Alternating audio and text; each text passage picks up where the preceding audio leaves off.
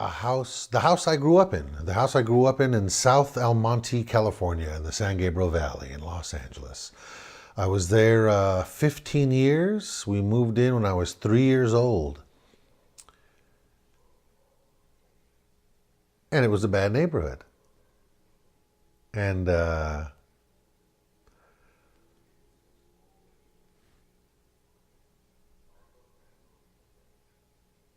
there were, well, at our peak, there were, I guess, 6 of us.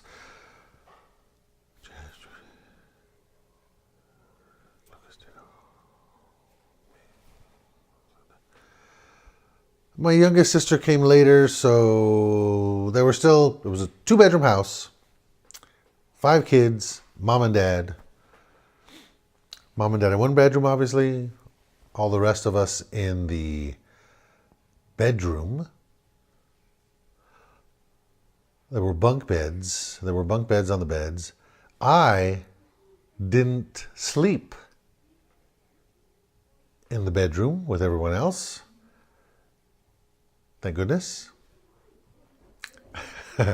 I slept in a fold-away, or what we called a roll-away bed. It had casters, little feet, and it folded up like that, and it looked like a mattress horseshoe, a little mattress, and it folded up, and we slid it away into this little hallway.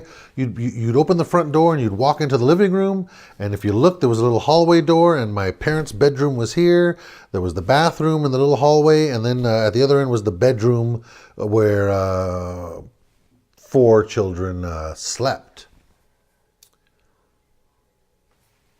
I had the rollaway bed. I was the youngest for a while. For the first 5 years of my life. I'm looking to my wife to answer my questions. She refuses to answer. So I was the youngest at this time,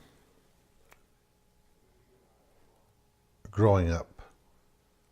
And we had a rollaway bed.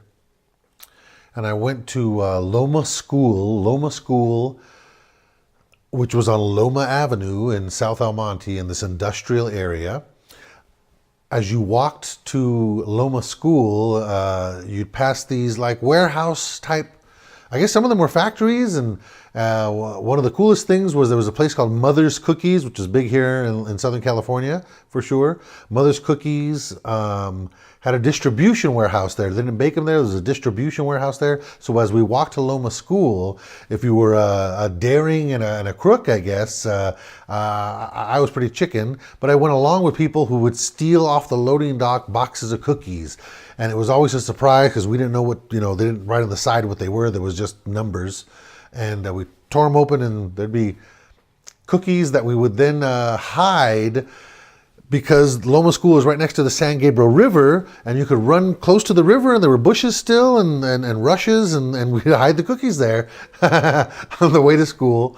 And then we'd make it to school because the school is right next to the San Gabriel riverbed, right there at where Loma Avenue and Rush Street met.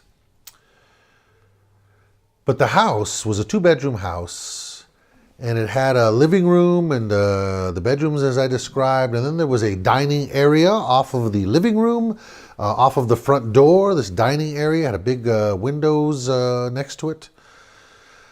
And then off of that was the kitchen that was, behind the wall of the living room, this long, skinny kitchen. And at the very back was a washroom, a little skinny room with a little L-shaped room with a washer and dryer in there. Oh, and if I hadn't said, actually, no. There wasn't a washer and dryer in there, though, because we didn't have one. Instead, what we had was my eldest brother living in the back room. I haven't thought about naming names. It seems odd. I haven't thought about that, actually, in these videos. And I'm kind of going off here, I guess, off the story tangent. But I guess yeah. Because I've only talked about Grandpa Rambo, who is, of course, not my grandpa. Oops.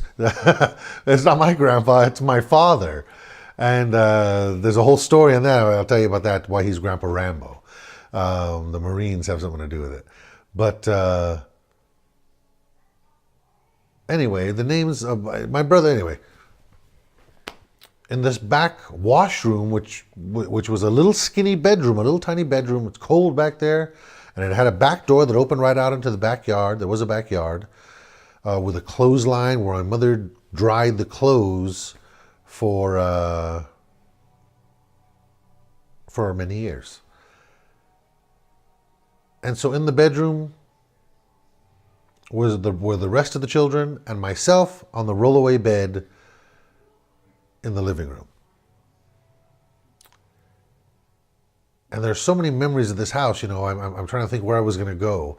So I think I'm going to wrap it up because I feel like I'm going on.